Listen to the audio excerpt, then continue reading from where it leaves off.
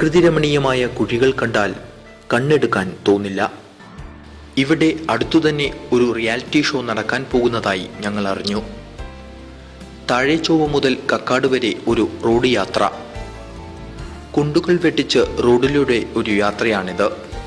വിജയികൾ ഉണ്ടാവാതിരിക്കാൻ നഗരസഭ റോഡ് മുഴുവൻ കുണ്ടാക്കിയെന്ന പരാതിയും നാട്ടുകാരിലുണ്ടായിരുന്നു. തുടർന്ന് കോടതി ഇടപെട്ട് ചില കുഴികൾ അടക്കണമെന്ന നിർദ്ദേശം കൊടുത്തതായും അറിയാൻ കഴിഞ്ഞു.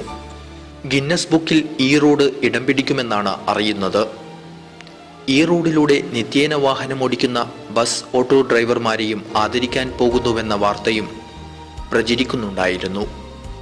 ഇവിടുത്തെ ജനങ്ങളെ വിഷമിപ്പിക്കുന്ന ഒരു കാര്യം കൂടി ഞങ്ങൾക്ക് അറിയാൻ കഴിഞ്ഞു. തെരഞ്ഞെടുപ്പ് അടുക്കുന്നതുവരെ മാത്രമാണ് ഇവിടെ സാഹസിക യാത്രകൾ അധികൃതർ അനുവദിക്കാറുള്ളത്. വോട്ട് ചോദിക്കാൻ എത്തുന്നവർക്ക് ജനങ്ങളെ അങ്ങനെയൊന്നും കഷ്ടപ്പെടുത്തുന്നത് ഇവിടെ ഇഷ്ടമല്ലത്രേ. തെരഞ്ഞെടുപ്പ് സമയത്ത് അത് വേണ്ടെന്നാണ് ഇവിടുത്തെ രാഷ്ട്രീയ പാർട്ടികളുടെ നിലപാട്. പ്രായമായ വോട്ടർമാരുൾപ്പെടെയുള്ളവർക്ക് വോട്ട് ചെയ്യാനുള്ളതല്ലേ എന്നാണ് അവരുടെ ചോദ്യം.